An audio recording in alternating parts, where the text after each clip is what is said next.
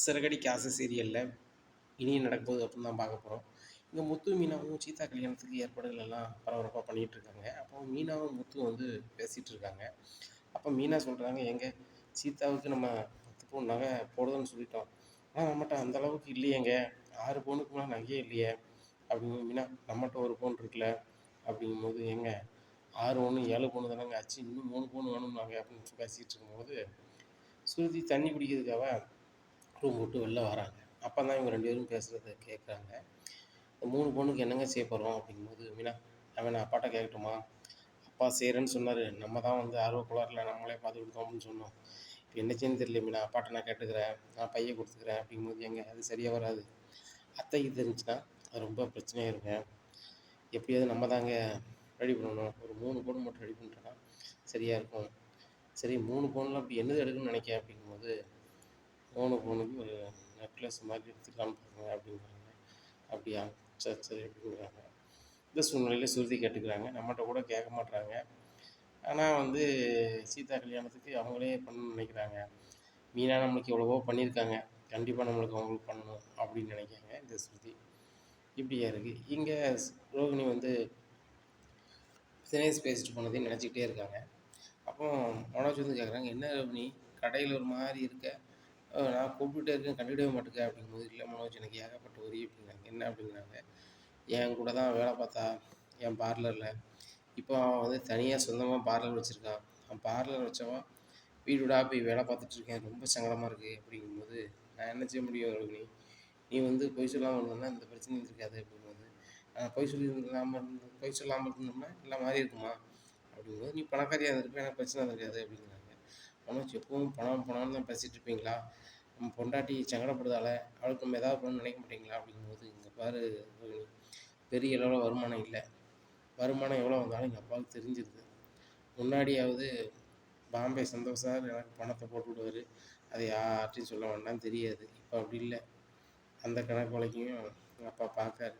இந்த அசோக் வந்து நம்மகிட்ட பேசுகிறத விட அப்பாட்ட ரொம்பவே நல்லா பேசி நல்ல பேர் வாங்கிட்டான், அதனால் இங்கே என்ன நடந்தாலும் அசோக் சொல்லிடுவான் அப்படிங்கும்போது, பேசாமல் அசோக் வேலையை விட்டு நிப்பாட்டிடலாம் அப்படிங்கிறாங்க. அசோக் நிப்பாட்டினா அப்பாட்ட சொல்லுவாங்கள்ல அப்படிங்கும்போது, அதை பார்த்துக்கலாம், அசோக் வாங்க அப்படிங்கிறாங்க. உங்களுக்கு எவ்வளோ சம்பள பாக்கி இருக்குது அப்படிங்கிறது, எனக்கு சம்பள பாக்கி இல்லை மேடம் அப்படிங்கிறாங்க. இந்த மாதம் வேலை பார்த்து மட்டும் தரணுமா அப்படிங்கிறாங்க. மேடம் அப்படிங்கிறாங்க. கிளம்புங்க, இந்த மாதம் முடிஞ்சோடனே உங்கள் வீடு தேடி பணம் வந்துடும், கிளம்புங்க அப்படிங்கிறாங்க. என்ன மேடம் சொல்கிறீங்க, இன்றைக்கி லீவ் எனக்கு அப்படிங்கிறாங்க. இது வேலையே இல்லைங்க, லீவானு கேட்டுட்ருக்கீங்க அப்படிங்கிற. மேடம் நான் என்ன பண்ணேன் அப்படிங்கிறாங்க. இல்லை நீங்கள் வந்து என்ன நடந்தாலும் உங்கள் மாமாட்டே சொல்லிடுறீங்களா சரிங்களா அப்படிங்கும்போது, அவங்க தாம்மா ஓனர்னு சொல்லி உங்கள் குழந்தை முத்து வந்து சொல்லிட்டு போயிட்டார், இங்கே என்ன நடந்தாலும் எங்கள் அப்பாட்ட தான் சொல்லணும், எங்கள் அப்பா ஃபோன் எடுக்கலன்னா எனக்கு சொல்லணும்னு சொல்லியிருக்காங்க, இருங்க நான் வந்து உங்கள் மாமாட்ட சொல்கிறேன் அப்படின்னு சொல்லிட்டு அண்ணாமலை கால் பண்ணுறாங்க. அண்ணாமலை ஹலோ தம்பி சொல்லுங்கள் அப்படிங்கிறாங்க. ஐயா நான் உங்கள்கிட்ட எல்லா தகவலையும் சொல்லுதோம்னு சொல்லிட்டு ரோகிணி என்னை வேலைக்கு வேண்டாம்னுங்கிறாங்க அப்படிங்கும்போது, எல்லா தகவலையும் ஏன்ட்ட சொல்லுதோம்னு சொல்லிட்டு வேலைக்கு வேண்டாங்காங்களா, ஃபோனை கொடுப்பா அப்படிங்கும்போது, எம்மா ரோகிணி அந்த பையன் நல்லா தானே வேலை பார்க்குறான், அவனே திடீர்னு நிப்பாட்டுதியே அப்படிங்கும்போது, இல்லை அவன் வேலை சரியாக பார்க்கல வைக்கணுமா, நல்ல வேலை பார்க்குறான், நானே அவனை நல்லா பார்த்துருக்கேன், அதனால் அந்த பையன் இருக்கட்டும் அப்படின்னு. சரி மாமா அப்படின்னு சொல்லி ஃபோன் வச்சுட்டாங்க. ஸோ இதுக்கடுத்து எங்கள் மாமாவுக்கு தான் ஃபோன் பண்ணுவீங்களா, ஏன் நான் சொன்னால் மேடம் நான் வந்து இனிமேல் உங்களுக்கு சரியாக இருப்பேன் அப்படின்னு சொல்லிட்டு வேலை பார்க்க மாட்டீங்களா அப்படிங்கும்போது, மேடம் அவங்க பாருங்கள், ஒரு ஆள் ஒரு ஓனர் கீழே தான் வேலை பார்க்க முடியும், 10 ஓனர் கீழே வேலை பார்க்க முடியாது. அந்த முத்தண்ணாச்சி சொல்லிட்டாப்புல, எங்கள் அப்பா தான் ஓனரு, இதனால் எங்கள் அப்பாட்டே சொல்லுங்கள், வரவு செலவில் எங்கள் அப்பாட்ட தான் கணக்கு முடிக்கணும்னு சொல்லிட்டாப்புல, அதனால் நான் அவங்ககிட்ட தான் முடிப்பேன், நீங்கள் பார்த்துக்கிட்டுங்க அப்படின்னு சொல்லிட்டு போகிறாங்க. மனோஜ் ரொம்ப கடுப்பு கிளப்புறான் அந்த அசோக்கு. அதுக்கு மேலே இந்த முத்து ஓவராக பண்ணுறான் அப்படிங்கும்போது, அவன் இப்போ மட்டுமா பண்ணுறான், எப்போ தான் பண்ணுறான், நம்ம அப்பா பணத்தை ஆட்டையை போடுறதுக்கு முன்னாடி யோசிச்சிருக்கணும், அவர் பணத்தை வச்சதுனால தானே பிரச்சனை, இதே இது உங்கள் அப்பா பணத்தை நம்ம வச்சுருந்தா பிரச்சனையே இல்லை அப்படிங்கும்போது, எனக்கு தான் அப்படி ஒரு அப்பாவே இல்லையே, அப்படி ஒரு பணமே தான் என்கிட்ட இல்லையே அப்படின்ட்டு இருக்கும்போது, அப்போ தான் என்ன வருது, ஆஹா தினேஷ் வேறு பணம் கேட்டு ஃபோன் பண்ணுதானே அப்படின்னு சொல்லிட்டு ஃபோனை பார்க்காங்க. என்ன நீ யார் அப்படிங்கிறாங்க, ஒரு பார்லர் வேலை அப்படிங்கிறாங்க. அதுக்கு எதுக்கு நீ பதறிக்கிட்டு இருக்க, இந்த பார்லர் வேலை முடிச்சா எவ்வளோ கிடைக்கும் அப்படிங்கிறாங்க. ஒரு 5000 கிடைக்கும் அப்படிங்கிறாங்க. 5000 ரூபாய்க்கு இவ்வளோ இதா, பேசாமல் கடையை பார்த்துக்கலாம், எனக்கு மீட்டிங் இருக்கு கிளம்புறேன்னு சொல்லிட்டு அவர் கிளம்பிடுறாரு. இங்கே தினேஷ் வந்து கடைக்கு வந்துடுறாங்க. என்ன ரோகிணி ஃபோன் அடித்தாலும் எடுக்க மாட்டேற, நீ எடுக்க மாட்டேன்னு சொல்லி பக்கத்துலேருந்தே பார்த்தேன், அவன் புருஷன் இருக்கும்போதே நான் கடைக்குள்ள வந்துட்டேன். ஆனா அவன் பக்கத்துல இருந்து நல்லா இருக்காதுன்னு சொல்லிட்டு தான் உள்ள இருந்தே கால் பண்ணிட்டு இருந்தேன். சரி நான் கேட்ட பணம் என்னாச்சு அப்படிங்கிறாங்க. என்ட்ட பணம் எதுவும் இல்லை அப்படின்னு. பணம் எதுவும் இல்லையா? உன்ட்ட என்ன சொன்னேன்? 10,00,000 கொண்டா, உன் வாழ்க்கையில எந்த உதவியும் பண்ண மாட்டேன் அப்படின்னு சொன்னேனா சொல்லலையா அப்படிங்கிறாங்க.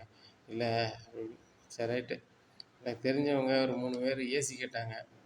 1,00,000 மேனிக்கு ஒரு 3 ஏசி தான். மீதி 7,00,000 நான் ஒரு வாரம் கழிச்சு வாங்கிக்கிறேன் அப்படின்னு சொல்லிட்டு நேராக அசோக் போகிறாரு. ஓனர் சொல்லிட்டாங்க, 1,00,000 ஏசியை வந்து ஆட்டோவில் ஏற்றி இந்த அட்ரஸ் இறக்கிருங்க அப்படிங்கிறாங்க.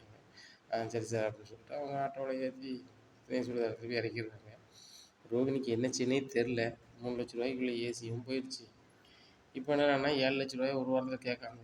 7,00,000 நம்ம என்ன பண்ண போகிறோம் அப்படின்னு சொல்லி நேராக சிட்டிகிட்ட போகிறாங்க. சிட்டி அப்படிங்கிறாங்க, என்ன ரோகிணி திடீர்னு காற்று இந்த பக்கம் வீசுது அப்படிங்கிறாங்க. சிட்டி உங்களால் எனக்கு ஒரு உதவி ஆகணும் அப்படிங்கும்போது, நான்லாம் ஒரு மனுஷனா ஆளா அப்படியா இப்படியான்ட்டு போனீங்க, இப்போ என்னால் உதவி ஆகணுங்கிறீங்க, என்ன ரோகிணி நீ உங்களுக்கு ஒரு கதை ஆகணும்னா இங்கே வந்து நிற்பீங்க, என்ன விஷயம் அப்படிங்கிறாங்க. அந்த தினேஷ் மறுபடியும் வந்து என்கிட்ட வந்து உதவி பண்ணுறான், 10,00,000 கேட்குறான் அப்படிங்கும்போது வச்சுருந்தா கொடுங்க அப்படிங்கிறாங்க. என்ன சிட்டி இப்படி நீங்களே இப்படி பேசுகிறீங்க, ஏன்ட்ட 10,00,000 இருந்துச்சுன்னா நான் எதுக்கு 2,00,000 நகையை உங்கள்கிட்ட 1,00,000 சொல்லி வாங்கிட்டு போகிறேன்? என்கிட்ட எதுவுமே இல்லாமல் எதுவும் பிரயோஜனமாக இருந்தால் வாங்கிட்டு போகிறேன். என்கிட்ட போய் அவன் 10,00,000 கடனை எப்படி கொடுக்க முடியும் அப்படிங்கும்போது, சரி இப்போ நான் என்ன பண்ணணும் அப்படிங்கிறாங்க. அவன் என் பக்கத்துலேயே வரக்கூடாது அப்படிங்கும்போது, ஏம்மா அவன் பாரு முன்னாடி அவனை போடல, அவன் ஒரு மாதிரி ஆகி போயிட்டான், அதுக்கு உன்ட்ட செலவுக்கு வாங்கி அவனை சரி பண்ணி விட்டாச்சு, இப்போ அவனால் சும்மா பண்ண முடியாது. தினேஷை உன் லைனுக்கே வரக்கூடாதுண்ணா, அவன் உன்ட்ட 10 ரூபா கேட்காமலா, இப்போ நீ 5 ரூபா கொடு அப்படிங்கிறாங்க. ஏங்க அவன் 10 ரூபா தரணும், நீ 10 ரூபாய் தரதுக்கு லேட் பண்ணுத அப்படின்னு சொல்லி 3,00,000 ஏசிட்டு போயிட்டான், இன்னும் அவனுக்கு 7,00,000 தான் கொடுக்கணும். அப்படியா, சரி ரைட்டு, அப்போ ஒரு 3,50,000 கொடுங்க, நான் வந்து என்ன செய்கிறேன், தினேஷை எப்போவுமே உங்கள் பக்கத்தில் வராத அளவுக்கு பண்ணிடுறேன் அப்படிங்கும்போது, நீங்கள் பண்ணிடுவீங்களா அப்படிங்கிறாங்க. கண்டிப்பாக பண்ணிடுவேன் அப்படிங்கிறாங்க இந்த சிட்டி. இங்கே ரொம்ப குழப்பமாக அலைகிறாங்க. இப்போ என்ன பண்ணுறது, ஒரு 3,50,000 கிடச்சா நல்லா இருக்குமே, நம்ம வேறு அந்த முருகனை கூப்பிட்டு பணத்தை கொடுத்து விட்டோமே, ஆண்டிகிட்டையும் கொடுத்தோமே, இப்போ ஒரு 3,00,000 இருந்துச்சுன்னா அந்த தினேஷ் கதையை முடிச்சிடலாமே அப்படின்னு சொல்லிட்டு யார்கிட்ட போய் பணம் கேட்குறது அப்படின்னு சொல்லி நினைக்காங்க. அப்போ தான் அவங்களுக்கு ஒரு யோசனை வருது, சரி வேறு வழி கிடையாது, ஏற்கனவே 2 ரூபா வாங்கியிருக்கோம், இன்னும் ஒரு 3.5 வாங்குவோம், வாங்கிட்டு நான் மொத்தமாக தரேன் ஆண்டின்னு சொல்லிட்டு வந்துடுவோம்னு சொல்லிட்டு நேராக சுருதியோட வீட்டுக்கு போகிறாங்க. என்ன ரோனி வா உட்காரு அப்படிங்கிறாங்க. என்ன விஷயம் வந்தா அப்படிங்கிறாங்க. ஆண்டி சொல்கிறது தப்பாக நினச்சிக்காதீங்க, எனக்கு மறுபடியும் பணம் தேவைப்படுது அப்படிங்கும்போது, என்னம்மா நீ அடிக்கடி பணம் கேட்குற, உனக்கு நான் சும்மா சும்மா தர முடியுமாம்மா அப்படிங்கும்போது, ஆண்டி நான் சும்மா ஒன்றும் தர வேண்டாம், ஏற்கனவே நான் வாங்கினதுக்கு இல்லை இன்ட்ரெஸ்ட் இருக்குது வச்சுக்கிடுங்க, வச்சுட்டு இப்போ எனக்கு ஒரு 3.5 கொடுங்க அப்படிங்கும்போதேம்மா, நான் எதனாலும் என் வீட்டுக்காரர் கேட்டு தான் செய்வேன்னு அவருக்கு ஃபோன் பண்ணுறாங்க. உடனே சுதா அமௌண்ட் ரொம்ப கூட்டிகிட்டே போகுது, சரி அந்த ரோகிணியால் நமக்கு வேலை நடக்க வேண்டியிருக்கு, அது போக ரோகிணி நம்மளுக்கு நிறைய பணம் தரணும்னா அவனால் தர முடியாது, நம்ம என்ன சொன்னாலும் அவள் செய்வாள், அதனால் அந்த 3,50,000 கொடுத்துரு அப்படிங்கிறாங்க. உடனே சரிங்க அப்படின்ட்டு அப்போ தான் யோசிக்காங்க, இந்த ரோகிணி நம்ம சும்மா கொடுக்கக்கூடாது, நாளைக்கு வாங்கலான்னு கூட சொல்லுவாள் அப்படின்னு சொல்லிட்டு ஒரு பேப்பரில் எழுதி வாங்கிட்டு, சரிம்மா இதில் 3,50,000 இருக்குது அப்படிங்கிறாங்க. ஆண்டி இது எந்த விஷயம் யாருக்கும் தெரிஞ்சிடாமல் அப்படிங்கிறாங்க. அதெல்லாம் தெரியாதும்மா நீ போய்ட்டு வா அப்படிங்கிறாங்க. நேராக 3,00,000 சிட்டிகிட்ட போகிறாங்க. சிட்டிகிட்ட கொண்டு கொடுக்குறாங்க. சிட்டி இந்த 3,00,000 நான் ரொம்ப சங்கடப்பட்டு சுருதி வீட்டில் தான் வாங்கி கொண்டு தந்திருக்கேன். சுருதியா அப்படிங்கிறாங்க. என் குழந்தை இருக்காங்களா ரவி, என் பொஞ்சாதியோட வீட்டில் தான் வாங்கிட்டு வந்திருக்கேன், அவங்க என் வீட்டில் சொல்ல மாட்டேன்ட்டு இருக்காங்க, என்னைக்காவது கெட்டான சூழ்நிலையில் அவங்க சொல்ல வேண்டிய சூழ்நிலை ஏற்படலாம், அதுக்கு முன்னக்கூட்டி இந்த தினேஷ் ஒரி இருக்கக்கூடாது, அப்படின்னா தான் நான் அங்கே தப்பிக்க முடியும் அப்படிங்கிறாங்க. சரி நான் பார்த்துக்கிறேன் அப்படின்னு சொல்லி 3,00,000 வாங்கி வச்சிடுறாங்க. அடுத்த ரூம்லேருந்து தினேஷை கூப்பிட்றாங்க. ரோகிணி போயிட்டா வா அப்படிங்கிறாங்க. சிட்டி நீ பயங்கரமான ஆள், அவள் கடையிலேருந்து 3 ஏசி நீ தான் எடுத்துகிட்டு சொன்னேன், அதை நீ வந்து ஒரு இடத்துல போட்டு விற்றுட்ட, இப்போ 3,50,000, சரி எனக்கு எவ்வளோ பங்கு அப்படிங்கிறாங்க. என்ன இதில் இருக்குது 1,50,000 வச்சுக்கோ, என்ன சிட்டி பாதிக்கு பாதி இது பண்ணலாம்ல அப்படின்னு. சரியப்பா அவனுக்கு தான் கணக்கு தெரியும், நான் 1,25,000 வச்சுக்க அப்படிங்கிறாங்க. சரி சிட்டி நான் கிளம்புறேன் அப்படிங்கிறாங்க. சரி அந்த ஏசிக்குள்ளே காசு பாதி உனக்கு தந்துட்டேனா அப்படிங்கிற. சிட்டி அதை நீ தரல இன்னும் அப்படிங்கிறாங்க. அதெல்லாம் கரெக்டாக இரு, சரி அதையும் வாங்கிக்க அப்படின்னு சொல்லிட்டு கொடுத்து அனுப்புகிறாங்க. இங்கே ரோகிணி தினேஷும் சேர்ந்து தான் பண்ணுதாங்கன்னு, தினேஷும் சிட்டியும் சேர்ந்து தான் பண்ணுதாங்கன்னு தெரியாமல், சரி சிட்டியால் நம்ம நமக்கு நல்லது நடக்க போகுது, அந்த தினேஷ் நம்ம பக்கத்தில் வர மாட்டான் அப்படின்னு நினைக்கிறாங்க. கொஞ்ச நேரத்தில் தினேஷ் கால் பண்ணுறாரு, ரோகிணி நீ இப்படி பண்ண நினச்சியே பார்க்கல. சிட்டி வந்து என்னைய பாடாப்படுத்துறான். அவன்கிட்ட சொல்லு நான் உன் கதைக்கு வரமாட்டேன். என்னைய பாடாப்படுத்துறான் அப்படிங்க. எனக்கு இப்போ இதாக இருக்குது. இனிமேல் வந்து நான் உன் கதைக்கு வரமாட்டேன் அப்படின்னு சொல்லி சும்மையாவது கொண்டு அடிக்கிறாங்க. அதான் சொன்னோம்ல கேட்கல. சரி ரைட்டு இனிமேல் பக்கம் தலை வச்சு போடக்கூடாதுன்னா அப்படிங்கிறாங்க. சரி ரைட்டு அப்படின்ட்டு ஃபோனை வச்சிடுறாங்க. இன்னும் நீ ஏமாந்துட்டு இருக்க. இன்னொரு 20 நாள் கழிச்சு கொண்டு வந்து நிற்பேன் அப்படின்னு சொல்லிட்டு அவர் போயிடுறாரு. எங்கள் சிட்டிக்கும் பயங்கர சந்தோஷம். ரோகிணியை வச்சு நல்லா சம்பாதிச்சிட்டு இருக்கேங்க. பேசாமல் இந்த இன்ட்ரெஸ்ட் தொழிலே விட்டுடலாம். ரோகிணியை வச்சு மட்டும் பண்ணாலே போதும். அவளே மாதம் மாதம் நமக்கு நல்லா அமௌண்ட் தருவா போலயே அப்படின்னு சொல்லி நினச்சிட்டு இருக்காங்க. அங்கே பக்கத்தில் இருக்கவங்களாம் சொல்லி சிரிச்சிட்டு இருக்காங்க. இந்த விஷயத்த சத்யாட்ட ஃபோன் பண்ணி சொல்லுதாங்க ஒரு ஆள். இந்த மாதிரி ரோகிணி அடிக்கடி வந்து சிட்டின்னு பணம் கொடுக்காங்க. சிட்டின்னு அப்படி செய்ய இப்படி செய்யன்னு சொல்லி சொல்லுதாங்க. அந்த ரோகிணி வந்து பெரிய விஷயத்த மறைக்கும் பொழுது சித்தி என்ன எல்லா விஷயத்தையும் சொன்னாலும் இந்த விஷயத்தெல்லாம் சொல்ல மாட்டாரு. அந்த ரோகிணிக்குள்ளே ஏதோ ஒன்று பண்ணும் பொழுது அப்படிங்கிறாங்க. என்ன அப்படியா அது என்ன ஏதுன்னு தெரிஞ்சுட்டு எனக்கு சொல்லு. நான் இப்போவுமே எங்கள் வீட்டில் சொன்னோம்னா நல்லா இருக்காது. எங்கள் மாமா இப்போ தான் வந்து நார்மலாக இருக்கார். அப்படி இருக்கும்போது இப்போ நான் வந்து ஒன்றும் புரியாமல் வந்து சொன்னோம்னு சரி வராது. ஃபுல்லாக தெரிஞ்சு வர சொல்லு. இந்த ரோகிணி யார் என்ன வரோம் என்ன எதுக்காக சிட்டிகிட்ட வந்து இந்த அளவுக்கு பணம் கொடுத்தாங்க அப்படின்னு எல்லாம் தெரிஞ்சுட்டு சொல்லு அப்படிங்கிறாங்க. சரி சத்யா அப்படின்னு சொல்லிட்டு ஃபோன் வச்சிடுறாங்க. இங்கே முத்து வந்து அங்கங்கே அலையுதார். பணம் கேட்டு அலையுதார். ஒன்றும் நடக்கலை. அப்போ சாயந்தரம் ரொம்ப சோகமாக வீட்டுக்கு போகிறாங்க. மீனாவும் அவங்க பங்கு அலையுதாங்க. ஒன்றும் நடக்கலை. ஆனால் 3 பொண்ணு வாங்குறதுக்குள்ள பணத்தை சுருதி வந்து ரெடி பண்ணி வீட்டில் வச்சுருக்காங்க. சரி முத்து மீனா வரட்டும். நைட்டு யாரும் தெரியாமல் கூப்பிட்டு கொடுத்துருவோம் அப்படின்னு நினைக்காங்க. எல்லோரும் தூங்கியிருந்தாங்க. அப்போ தூங்குவானு சரி எல்லோரும் தூங்கியிருப்பாங்க. இப்போ முத்து மீன் போய் பணத்தை கொடுத்துட்டு எழுந்திரிச்சு வராங்க. ரோகிணிக்கு தூக்கமே வரல. அப்போ வாசல்கிட்ட பையன் வந்து நிற்காங்க. அப்போ ஸ்ருதி வராங்க. ஸ்ருதி இதுக்கு நேரத்துக்கு எழுந்திரிச்சு வராங்க. தண்ணி குடிக்க போவாங்க போலுக்கு அப்படின்னு நினைக்காங்க. கையில் ஏதோ பார்சல் மாதிரி இருக்குது. மீனா அப்படிங்கிறாங்க. மீனா வந்து அங்கே அரை தூக்கத்தில் இருக்காங்க. என்ன ஸ்ருதி என்னாச்சு அப்படிங்கிறாங்க. ஒன்றும் ஆகலை. சீதாவோட கல்யாணத்துக்கு 3 பொண்ணு இல்லைன்னு சொல்லி நீங்கள் பேசிகிட்டு இருக்க நான் கேட்டேன். ஆன்ட்டி இருக்கும் போதோ வேறு யாராவது இருக்கும்போது கொடுத்தா நல்லா இருக்காதுன்னு சொல்லிட்டு தான் நீங்கள் தூங்கின பேர் கொடுக்குறேன். இதை வச்சுக்கிடுங்க. இதில் 3 பொண்ணுக்கு பணம் இருக்குது. நீங்கள் வேறு எதுனாலும் என்கிட்ட கேளுங்க அப்படிங்கிறாங்க. அப்போ தான் ரோகிணிக்கு கடுப்பாகுது. நம்ம இந்த ஸ்ருதிகிட்ட 1,00,000 தான் கேட்டோம். அதை இல்லைன்ட்டாங்க. ஆனால் இந்த ஸ்ருதி 3 பவுன் நகை வாங்குறதுக்கு கொடுக்காங்க. இன்றைக்கி ஒரு பவுன் நகை ரூ. 80 பக்கத்தில் வந்துருக்கும் எல்லாத்தையும் சேர்த்து. இங்கே என்னன்னா இந்த ஸ்ருதி வந்து அவங்களும் செய்தாங்க நம்மளும் செய்ய மாட்டேங்காங்க அப்படின்னு சொல்லிட்டு ரொம்ப கடுப்பாகிறாங்க. உடனே ஸ்ருதி இந்த உதவி நான் மறக்க மாட்டேன் வைக்க மாட்டேன் அப்படின்னு சொல்லி மீனா பேசுகிறாங்க ஸ்ருதிகிட்ட. அதெல்லாம் ஒன்றும் இல்லை அப்படின்னு முத்து தெளிச்சிடுறாங்க.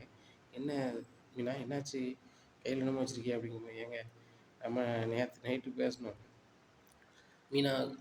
மீனாவும் முத்தும் பேசிக்கிட்டு இருக்காங்க அப்படின்னு அதை கேட்டுட்டு அந்த வந்து அந்த 3 பொண்ணு நாய்க்கு உள்ள பணத்தை ரெடி பண்ணி கொடுத்தது இவங்க தராங்க நம்ம உங்கள் பழக்குறல் அப்படிங்கிறாங்க. பழக்குறல அதெல்லாம் வேண்டாம் நான் ரெடி பண்ணிக்கிட்டேன் அப்படிங்கும்போது நீங்கள் இன்னொரு இடத்துல அலைஞ்சி ரெடி பண்ணதை காட்டிலும் என்கிட்ட இருக்குது இதை வச்சுக்கிடுங்க. இதை வச்சு சீதா கல்யாணத்தை சாம்னு பண்ணுங்கள். வேறு ஏதாவது பணம் கேட்டால் பணம் தேவைப்பட்டுச்சுன்னா சொல்லுங்கள் அப்படிங்கும்போது பழக்குறல் நீனும் ரவியுமே ரெஸ்டாரண்ட் வைக்கிறதுக்கு பணத்துக்கு அலையுதியே. உங்கள் அப்பா அம்மா தந்த பணம் வேண்டாம் தப்பாக நினச்சிக்காத அப்படிங்கும்போது ஒத்துங்க பாருங்கள் நீங்கள் இப்படி சொல்லிங்கன்னா எனக்கு நல்லாவே தெரியும். இது என்னோடய பணம். என்ன நான் உழைச்ச பணம். எங்கள் வீட்டில் உள்ள பணம் கிடையாது. இதை வந்து நான் யார்கிட்டையும் கேட்க வேண்டிய அவசியம் இல்லை. எங்கள் வீட்டில் ஒரு ஆள் சங்கடப்படுதுன்னா நான் கண்டிப்பாக தரத்தான் செய்யணும். அதுபோக என் கல்யாணத்தோட மீனா எந்த அளவுக்கு எங்களுக்கு இது ஹெல்ப்பாக இருந்தாங்களோ அதை விட சீதா தான் ஹெல்ப்பாக இருந்தாங்க. என்ன சொல்கிறேன் அப்படிங்கிறாங்க. ஆமாம் எங்கள் கல்யாணத்துக்கு எல்லா ஏற்பாடையுமே சீதா தான் பண்ணிச்சு. இதை நாங்கள் இந்த இடத்துல யார்கிட்டையுமே நாங்கள் சொன்னதில்லை. சீதா இல்லைன்னா எங்களுக்கு கல்யாணமே இருக்காது அப்படிங்கிறாங்க. அப்படியே சொல்கிறேன் அப்படிங்கிறாங்க. ஏன்னா பாரேன் சீதாவுக்கு இதெல்லாம் தெரிஞ்சிருக்கு. அதை கூட என்கிட்ட சொல்ல அப்படிங்க. ஏங்க எனக்கு இப்போ சொல்லி தான் தெரியும் அப்படிங்கும்போது முத்து மீனாவுக்கு அங்கே போய் கல்யாணத்தை பதிவு வைக்கலாம் தெரியாது. எங்களுக்கு தான் தெரியும். மீனா வந்து தச்செல்லாம் வந்தாங்க. நாங்கள் ஒரு எழுத்து மட்டும் தான் வாங்கினோம் அப்படிங்கிறாங்க. சரி சரி மீனா அந்த மாதிரி என்கிட்ட எதையும் மறைக்க மாட்டாங்கன்னு எனக்கு தெரியும். சரிம்மா போய் தூங்கு அப்படிங்கிறாங்க. இங்கே மீனாவுக்கு ஒன்றும் ஓடலை. இங்கே கடுப்பில் போய் ரோஹிணி தூங்கியிருந்தாங்க. இங்கே மீனா வந்து சொல்லுதாங்க முத்துட்டு எங்க என்னை மன்னிச்சிருங்க அப்படிங்கிறாங்க. என்னாச்சு அப்படிங்கிறாங்க. இல்லை அப்படின்னுட்டு இருக்கும்போது என்னமோ பேச்சு மறுபடியும் நடக்குது அப்படின்னு சொல்லி ரோஹிணி வாசலுக்கு வராங்க. அப்போ தான் மீனா சொல்கிறாங்க என்னை மன்னிச்சிருங்க. நீங்கள் என்னை ரொம்ப நம்புகிறீங்க. ஆனால் உங்கள் நம்பிக்கைக்கு நான் பாத்திரமா இல்லைங்க அப்படிங்கும்போது எனக்கு புரியல அப்படிங்கும்போது இல்லைங்க மாமாவாக இருந்தாலும் சரி தான் நீங்களாக இருந்தாலும் சரி தான் என்னையும் சீதாவை ரொம்ப நம்புகிறீங்க. சீதாவும் வரணும் வேறவங்கள கல்யாணம் பண்ணி போக முடியாது அப்படின்னு அவங்க நினைக்கும்போது என்கிட்ட வந்து ரொம்பவே ஃபீல் பண்ணாங்க. நானும் தவிர்க்க முடியாமல் போனேன். அவங்க கல்யாணத்தை பதிஞ்சுக்கிட்டாங்க அப்படிங்கும்போது, மீனா கல்யாணம் முடிஞ்ச பிறகு தான் பதிய முடியும் அப்படிங்கிறாங்க. ஏங்க அவங்க ஏற்கனவே வந்து எப்படி செய்யணுமோ அதை செஞ்சு பதிஞ்சிட்டாங்க. ஒரு நாள் கூட நான் வந்து அ கல்யாணத்த பத்தி எடுத்து உங்கள பார்த்தனே அப்படிங்கும்போது, ஆமா நீ கூட மாலை கொண்டு வந்தேன்னு சொன்னியே அப்படிங்கிறாங்க. அன்னைக்கு தாங்க அப்படிங்கும்போது, என்ன மீனா சொல்ற? இப்படிலாம் நடந்திருக்கா? சரி ரைட்டு. அவங்க 2 பேரும் தான் கல்யாணம் பண்ணணும்னு இருக்கு. அதனால நடந்திருக்கு அப்படிங்கும்போது, ஏங்க என் மேல உங்களுக்கு கோவமே வரலையா? அப்படிங்கும்போது, மீனா நான் எதார்த்தத்த புரிஞ்சுக்கிட்டேன். எதார்த்தத்த புரிஞ்ச பிறகு நம்ம ஏன் ஃபீல் பண்ண போறோம்? அருணுக்கு தான் நம்ம கல்யாணம் முடிச்சு குடுக்க போறோம். அருண்கிட்ட கல்யாணத்த பதிஞ்சிருக்கோம். இதில என்ன இருக்கு? ஒண்ணும் பிரச்சனை இல்ல அப்படிங்கிறாங்க. இங்க இவங்க 2 பேரையும் பேசினத அழகா ஒரு வீடியோவா எடுத்துக்கிறாங்க இந்த ரோகிணி. "விடியட்டும், காலையில இருக்கு கச்சேரி" அப்படின்னு சொல்லிட்டு நினைக்கிறேன். காலைல எல்லாரும் வேலைக்கு பரபரப்பா கிளம்பிக்கிட்டு இருக்காங்க. அப்போ ரோகிணி சொல்லுதாங்க, "அங்கிள் நான் எல்லார்ட்டயும் பேசணும். எல்லாரையும் வர சொல்லுங்க" அப்படிங்கும்போது, "எம்மா காலையிலே எல்லாரும் வேலைக்கு கிளம்பிட்டு போவோம். சாயந்தரம் பேசிக்கலாமா?" அப்படிங்கும்போது, "இல்ல அங்கிள், இந்த விஷயம் இந்த வீட்ல எல்லாருக்கும் தெரியணும், வைக்கணும்" அப்படிங்கிறாங்க. உடனே சரி ரைட்டு அப்படின்னு சொல்லிட்டு எல்லாரையும் கூப்பிடுதாங்க. உடனே என்னங்க காலையிலே கூப்பிட்டுருக்கீங்களா என்ன அப்படிங்கிறாங்க. ரோகிணி தான் எல்லாத்தையும் பேசணுமா அப்படிங்க. "ஏய் என்ன உனக்கு என்ன செய்யணும் காலையிலே? டேய் மனோஜ் நீ சீக்கிரம் புறப்பட்டு ஃபர்னிச்சர் கடைக்கு போ. டேய் ரவி உனக்கெல்லாம் வேலை இல்லையா? நீ கிளம்பு" அப்படிங்கிறாங்க. சரிம்மா. "இல்லை ரவி நீங்கள் எல்லாருமே நிற்கணும்" அப்படிங்கிறாங்க. உடனே அங்கிள் மீனாவும் சீதாவும் வீட்டு சொல்ல மீற மாட்டாங்க, வைக்க மாட்டாங்க, பொய்யே சொல்ல மாட்டாங்க அப்படிலாம் நீங்கள் சொல்லியிருக்கீங்களா? பெரிய பொய்யா மீனா சொல்லியிருக்கிறாங்க. இந்த சீதாவும் பெரிய பொய்யா மறைச்சிருக்காங்க அப்படிங்கும்போது, "என்னம்மா சொல்ற? அவங்க ஏம்மா பொய் சொல்ல போகிறாங்க? அவங்க ஏம்மா பொய்யை மறைக்க போகிறாங்க? சொல்லுமா" அப்படிங்கும்போது, "மாமா இந்த வீடியோவை பாருங்க" அப்படின்னு சொல்லி செல்லில் கொடுக்காங்க. அண்ணாமலை ஷாக் ஆகிடுறாரு. அண்ணாமலை ஏன் ஷாக் ஆகிறாருன்னு சொல்லி விஜயா பார்க்குறாங்க. விஜயாவும் ஷாக் ஆகிடுறாங்க. விஜயாவுக்கு சிரிப்பு வருது. ஏங்க தலையில் தூக்கி வச்சு கொண்டாடுனீங்க, என் வீட்டு மருமவா ஸ்ரீதேவி அப்படி இப்படி எந்த விஷயத்தையும் மருமக மறைக்க மாட்டா அப்படின்னீங்க. இப்போ பாருங்க அவங்க தொங்குச்சி கல்யாணத்தை முன்னாடியே பண்ணி வச்சுருக்காங்க அப்படிங்கிறாங்க. ஆண்டி என்ன பேசிட்டு இருக்கீங்க? இதை பாருமா அப்படிங்கிறாங்க. பார்த்துட்டு சொல்லியும், ஓ இதை தான் பண்ணி வச்சுருக்காங்க, இதை சொல்ல சொன்னேன், நான் இதை செய்ய சொன்னேன், அவங்க செஞ்சுருக்குறாங்க, இதில் என்ன இருக்குது, அவங்க ரெண்டே விரும்பிட்டாங்க வச்சுட்டாங்க அப்படிங்கும்போது, பார்த்தீங்களா அங்கிள் அப்படின்னு சொல்லி ரோகிணி ஆரம்பிக்காங்க. இதே இதை வேறு யாராவது மறைச்சிருந்தா பொய் சொல்லிட்டாங்க, ஃப்ராடு அப்படி இப்படின்னு முத்து பேசுவார். அவங்க வீட்டம்மாவும் பேசுவாங்க. பேசுவாங்க செஞ்சது அவங்க வீட்டம்மாவும் அவங்க குழந்தையாவும். இதெல்லாம் முத்து பேசவே மாட்டார் அப்படிங்கும்போது, இப்போ பாரு ரோகிணி நான் வந்து சும்மா பண்ணிகிட்டு இருந்தேன். அவங்க 2 பேரும் வாழ்க்கை வம்பா போயிடக்கூடாது. மீனா தவிர்க்க முடியாமல் போயிருக்கா. உன்னை அப்படி பேசிகிட்டு இருக்கும்போது விஜயா சொல்கிறாங்க, ஆமாடா வேறு யாராவது பண்ணால் வந்து அது அப்படி இப்படின்னு உன் குழந்தையாலும் உன் பொண்டாட்டியும் பண்ணால் அதை வச்சு நீ வந்து அப்படியே சாணியை போட்டு முழுகு அப்படிங்கிறாங்க. உடனே நான் முழுகலாம் செய்யலை, மொத்தத்தில் 2 பேர் தான் வந்து கல்யாணம் முடிக்கணும்னு இருக்குது, இப்படிலாம் நடந்திருக்கு அப்படிங்கும்போது அண்ணாமலை ஒரு மாதிரி ஆகிறாங்க. மாமா என்னை மன்னிச்சிருங்க, உங்கள் மனசு எந்த அளவுக்கு பாடுபடுன்னு எனக்கு தெரியுமாம்மா அப்படிங்கும்போது, இல்லைம்மா நான் உன்னை ரொம்ப நம்பினேன், என் மருமக மீனா இப்படிலாம் பண்ண மாட்டா, என் சின்ன மருமக சீதா இப்படி பண்ண மாட்டான்னு நினச்சேன், இப்படி பண்ணிட்டேலம்மா அப்படிங்கும்போது, ஏங்க நான் சொல்லலை, நான் சொல்லும்போது நீ ஏசுனியே, அவள் ஓடி போயிருப்பா நீங்கள் கல்யாணம் பண்ணி வைக்காட்டா அப்படி இப்படின்னு சொல்லும்போது நீ இல்லாமல் சொன்னியே, இப்போ இந்த மீனா என்ன செஞ்சுருக்கா, கல்யாணத்தானே பண்ணி வச்சுருக்கா அப்படிங்கிறாங்க. உடனே நம்ம அப்படி ஒரு மாதிரி இருக்காரு. எப்பா நீ எதுவும் நினைக்காதப்பா, மீனா வந்து தவிர்க்க முடியாமல் தான் அப்படி பண்ணியிருக்காப்பா, உன் மேலே எவ்வளோ மறுவாதி வச்சுருப்பான்னு எனக்கு தெரியுமில்லப்பா அப்படிங்கும்போது, டேய் முத்து இது நாள் வரைக்கும் அப்படி தான் நினச்சேன், நான் நினச்சதெல்லாம் தப்பாக இருக்குடா அப்படிங்கும்போது பரசு வந்துடுறாரு. பரசு வந்து வா பரசு உட்காரு அப்படிங்கிறாங்க. நடந்ததை அண்ணாமலை சொல்லி ஃபீல் பண்ணுறாங்க. அண்ணாமலை வருத்தப்படாத, அவங்கவுங்க விரும்பிய வாழ்க்கை தான் அவங்க அமையணும் நல்லா இருக்கணும். என் மகன் விரும்பும்போது எனக்கும் என் வீட்டுக்காரிக்கும் கொஞ்சம் வருத்தமாக தான் இருந்துச்சு. இப்போ சூப்பர் மாப்பிள்ளைன்னு நானே சொல்லுதேன். அதே மாதிரி அவங்களுக்குன்னு இருக்குது அதுதான். அதனால் இன்னொன்று நினைக்காத, மீனா பிள்ளையும் முத்து இல்லைன்னா என் மகனுக்கு கல்யாணமே இருக்காது. அவங்க அடுத்தவங்களுக்குன்னு அவ்வளோ செய்வாங்க. ஐயா வீட்டுக்கு சேர்த்து நீ தான் நன்றி செய்யணும் நம்மள, நீ எதுவும் வருத்தப்படாத அப்படிங்கும்போது, வருத்தப்படலாம் கொஞ்சம் சங்கடமாக இருந்துச்சு. சரி ரைட்டு அப்படின்னு மீனா எதுவும் நினைக்கலாமா அப்படிங்கிறாங்க. நம்மள அங்கிள்கிட்டையும் பசங்கள்கிட்டையும் நான் வந்து சாரி கேட்டுக்கிறேன் அப்படிங்கிறாங்க மீனா. விடுமா விடுமா அதெல்லாம் பார்த்துக்கலாம், கல்யாணம் நல்லா சிறப்பாக பண்ணுங்க. சரி ஒரு 3 பவுனுக்கு நகை இல்லைன்னு சொல்லிட்டு இருந்தீங்களே, இப்போ என்ன பண்ண போறியா, அதை நான் வேணா தரட்டுமா அப்படிங்கும்போது விஜயா சொல்கிறாங்க, ஏங்க அதெல்லாம் கொடுக்கக்கூடாது வைக்கக்கூடாது அப்படிங்கும்போது ரோகிணி ஆரம்பிச்சிடுறாங்க. அதான் சுருதி கொடுத்தாங்களே அப்படிங்க, சுருதி கொடுத்தாங்களா அப்படின்னு சொல்லி எல்லாரும் சுருதியை பார்க்குறாங்க. அது ரவிக்கு கூட தெரியல. உடனே மீனா திருதுன்னு முழிக்காங்க.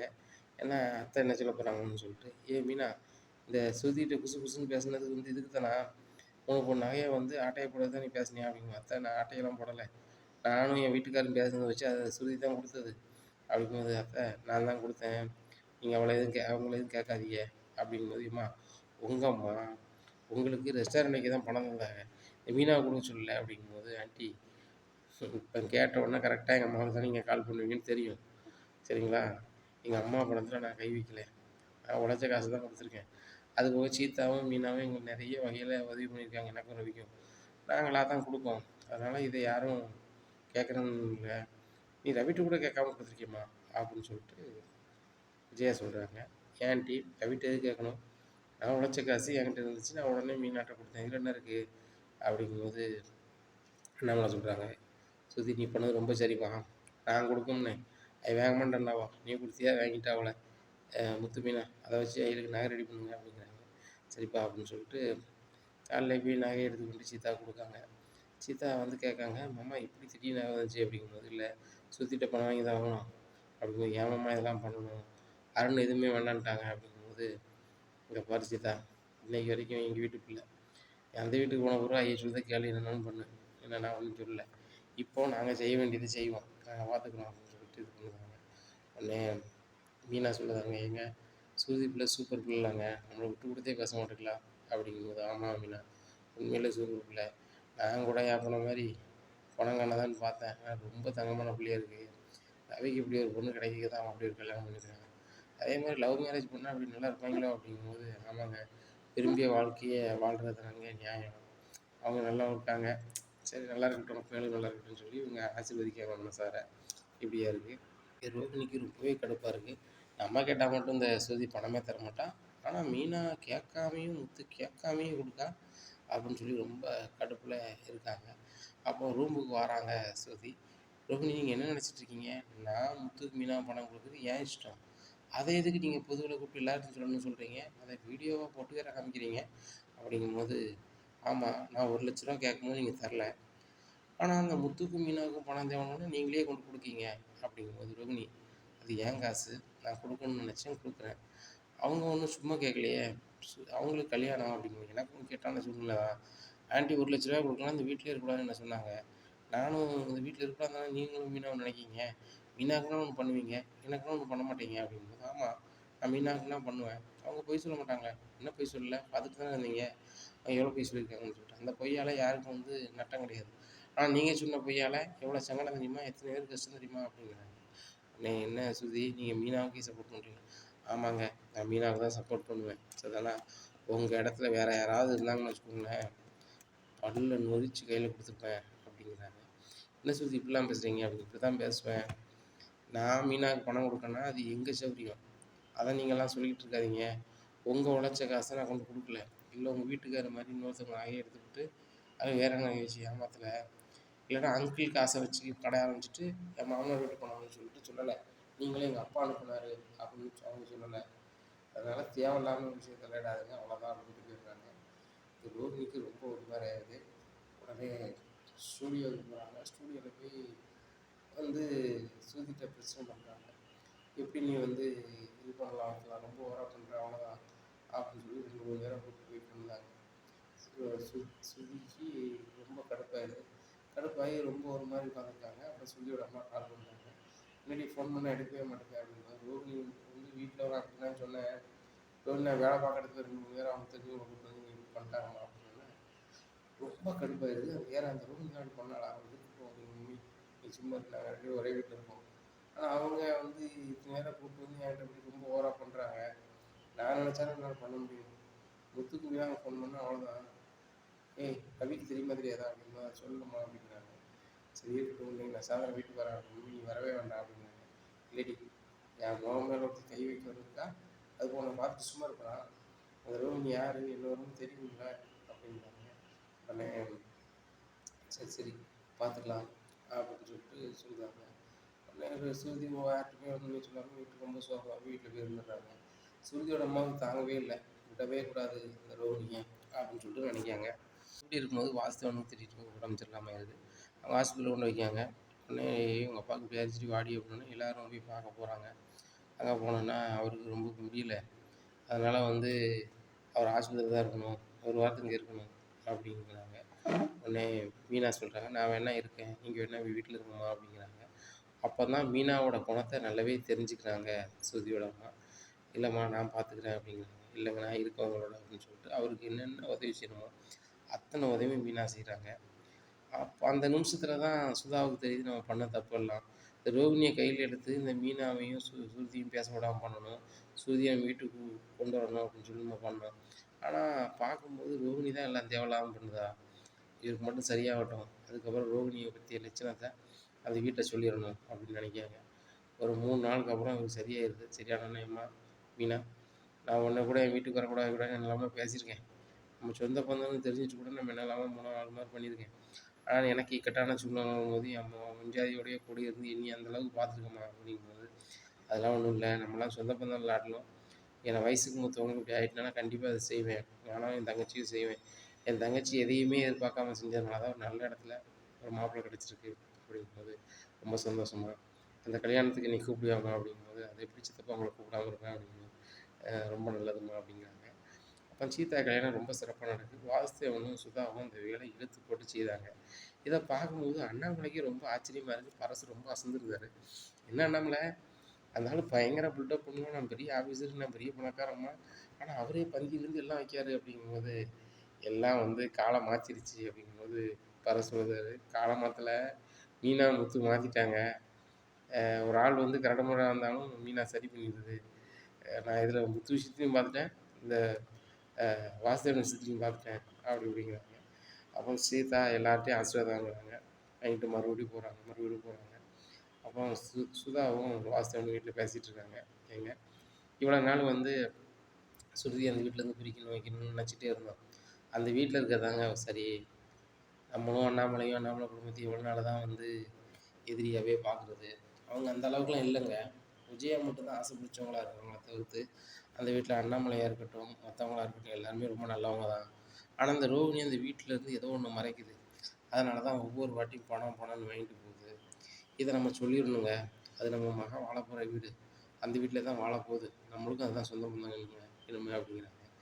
நான் அத அன்னைக்கே நினச்சுட்டேன். என்னைக்கு அந்த மீனா புள்ள வந்து ஆஸ்பத்திரியில நம்மள அப்படி பார்த்துச்சோ, அதுக்கு இந்த கல்யாணத்துலேருந்து எல்லாமே நம்மளுக்கு எந்த அளவுக்கு மறுவாதி குடுத்துச்சோ, அன்னைக்கே நான் முடிவு பண்ணிட்டேன். சொல்லிடலாம் வா அப்படின்னு சொல்லிட்டு வாசுதேவனும், சுதாவும் அண்ணாமலை வீட்டுக்கு போறாங்க. அண்ணாமலை வாங்க வாங்க அப்படிங்கிறாங்க. உட்காருங்க அப்படிங்கிறாங்க.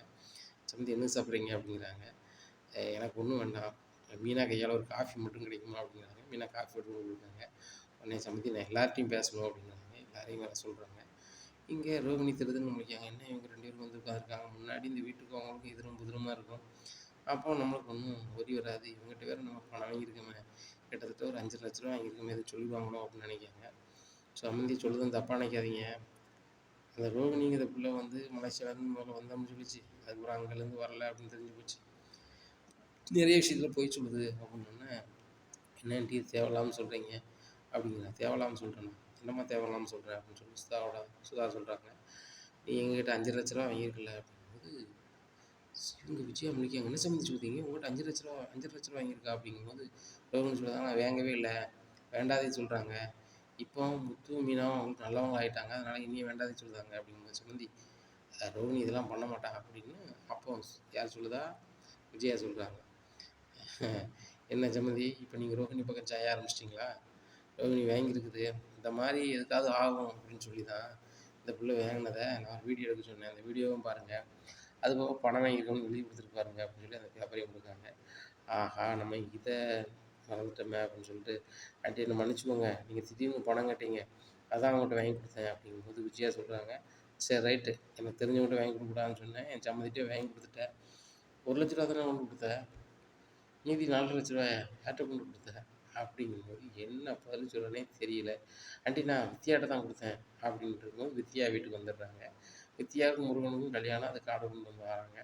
உடனே, "இந்த வித்யாட்டயா குடுத்த? ஏய் வித்யா, நீ வந்து ரோகிணிட்ட பணம் வாங்கினியா?" அப்படிங்கும்போது, "நான் எதுக்கு பணம் வாங்குறேன்?